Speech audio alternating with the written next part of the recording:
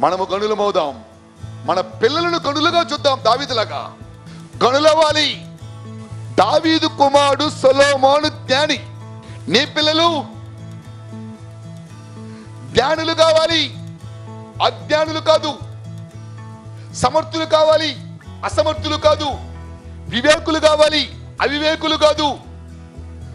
పనికిరాని వారు కాదు, ప్రయోజకులు కావాలి. ప్రార్థనాహీనులు కాదు, ప్రార్థనా పరులు కావాలి. ప్రార్థనా పరులు అయితే మనము గనులము. ఘనత ఊరికే వస్తుందంటే ప్రార్థన ద్వారా వస్తుంది. పైసలు పెట్టిన రాని ఘనత ప్రార్థన ద్వారా వస్తుంది. డబ్బు పెట్టిన బాగు కానీ జబ్బు ప్రార్థన ద్వారా బాగా అవుతుంది.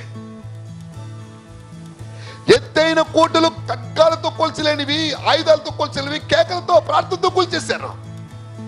చీలని సముద్రము ప్రార్థనతోనే చీలను, మారుని మారా ప్రార్థనతోనే మారిను, వంగిన నడుము ప్రార్థనతోనే సక్క చేయబడిను, పోని దయ్యం ప్రార్థనతోనే బాగాయిను, బలహీనమైన పాదములు ప్రార్థన ద్వారానే బలము పొందును, తెరవలేని కన్నులు ప్రార్థన ద్వారానే తెరవబడిను.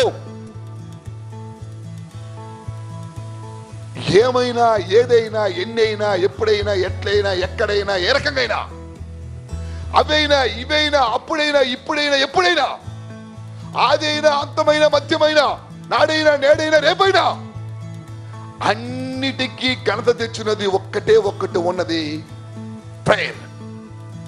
అపవాదిని జయించే శక్తి ఒక్క ప్రార్థనకు మాత్రమే ఉన్నది. మరణాన్ని కూడా జయించే శక్తి ఒకే ఒక్క ఆయుధం, దట్ ఈస్ ప్రేయర్.